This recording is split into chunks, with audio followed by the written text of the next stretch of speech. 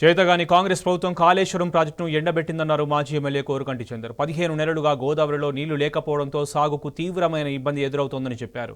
గోదావరిని మళ్లీ నిండుకుండలా చేయకపోతే గోదావరి నదిలో ఆమరణ దీక్ష చేస్తామని హెచ్చరించారు కోరుకంటి చందర్.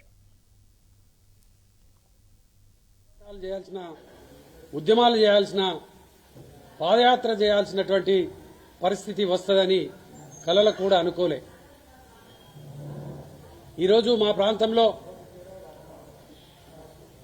తలాపున పారుతుంది గోదావరి, మాచేను మాచెలక ఏడారని తెలంగాణ రాష్ట్రం రావడానికి ముందు ఏ విధంగా అయితే పాడుకున్నామో ఇలా మళ్ళీ అదే విధంగా పాడుకునేటువంటి పరిస్థితి తెచ్చింది ఈ యొక్క రేవంత్ రెడ్డి ప్రభుత్వం, కాంగ్రెస్ ప్రభుత్వం.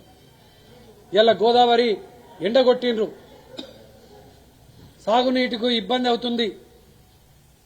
10 రోజులకు ఒకసారి గోదావరి కల్లో నీళ్లు తాగడానికి ఇస్తున్నటువంటి పరిస్థితి.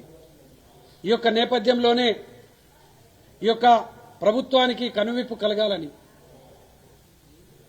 ఈ ప్రజాప్రతినిధులకు ఇప్పటికైనా ప్రజల మీద, రైతుల మీద కక్ష సాధింపు ధోరణి విడనాడాలని ఇలా యొక్క మహాపాదయాత్ర కార్యక్రమానికి శ్రీకారం చుట్టిన ప్రజల నుంచి వెళ్లి తిరుగుబాటు మొదలైంది.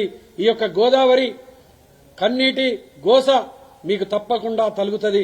కేసీఆర్ గారు ముఖ్యమంత్రిగా ఉన్నప్పుడు ఎట్లాగైతే నిండుకుండలా గోదావరి ఉన్నదో మళ్లీ గోదావరిని నిండుకుండలాగా 365 రోజులు సముద్రాన్ని తలపించే విధంగా చేయండి.